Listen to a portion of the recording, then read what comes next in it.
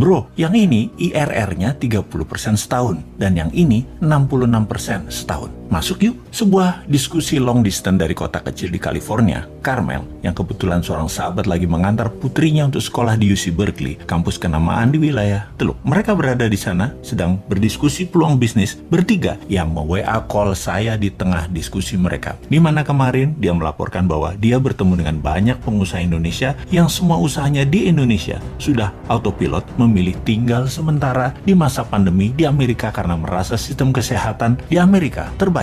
Konglo-konglo KW1 ini memang banyak yang menganggap apa yang terjadi setahun terakhir di Indonesia sebagai ketidaknyamanan dalam tanda petik untuk tinggal di Indonesia, yang mana sebagian dari mereka menganggap kebijakan keuangan dan ekonomi pejabat negara tidak pro pengusaha, juga strategi kesehatan selalu berubah-ubah menakutkan mereka. Ya, melipir aja mereka ke negara Paman Sam. Sebagai negara kedua terbanyak orang Indonesia kaya memilih break sebentar untuk numpang hidup setelah negara Singapura. Singapura masih yang terbanyak. Mereka semua baik yang di Singapura maupun yang di Amerika sangat update dengan berita tanah air, namun tetap fokus cari cuan yang gampang. Mereka melihat lazy money lagi terjadi di Amerika, yaitu taruh duit bermalas-malasan berinvestasi di berbagai bidang, semuanya lagi mudah dan menguntungkan. Di sanalah mereka nongkrong. Bener deh, kata mereka, kalau kita mau dapat cuan yang besar, ya follow the money, ya ke Amerika sekarang. Maka ketika 3 orang sahabat lagi diskusi, yaitu mereka orang Indonesia yang lagi neduh di Amerika tersebut, menawari peluang tersebut ke saya. Semangat saya yang hampir lesu gara-gara nungguin PPKM menjadi nyala kembali mendengar informasi mereka tersebut. Sungguh, menunggu ketidakpastian dengan strategi mingguan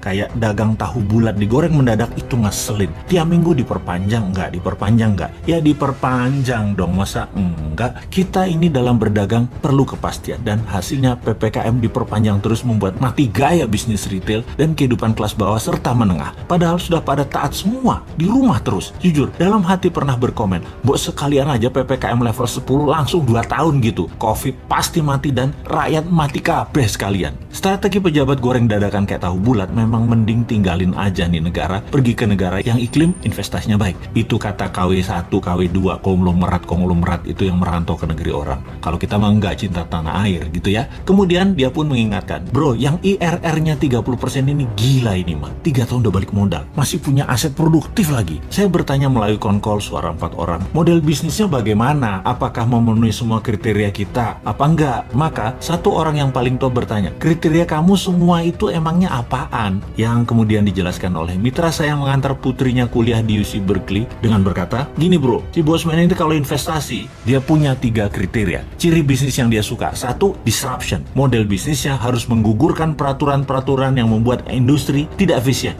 Jadi kayak melawan regulator lah gitu. Seperti Gojek misalnya. Dia tidak menggaji tukang ojek. Bahkan kendaraan roda 2 itu melanggar hukum karena kendaraan roda 2 bukan kendaraan niaga atau komersial. Dan tapi Gojek lancar-lancar aja tuh gitu. Itu melanggar padahal secara peraturan, tapi itulah disruption. Gokar misalnya, tidak ada izin taksi. GoFood nggak punya izin resto. OVO nggak punya izin bank. Halodoc nggak pakai izin farmasi dan rumah sakit. Airbnb nggak pakai izin hotel dan lain sebagainya. Kemudian nomor 2, scalability to the extreme. Bangun sistem termasuk jaringan secara cepat agar segera tercapai economic of scale sebagai tembok penahan barrier to entry para pesaing yang mencoba masuk. Yang ketiga, mempunyai ekosistem industri baru, cara baru, jaringan baru yang menghancurkan yang lama yang tidak efisien. Yang dijawab olehnya, "Kena itu mah semua untuk beberapa bisnis yang gue tawarin masuk. Jadi kapan lo mau join? Gue kirim formnya ya." Klik, telepon gratisan WA pun terputus.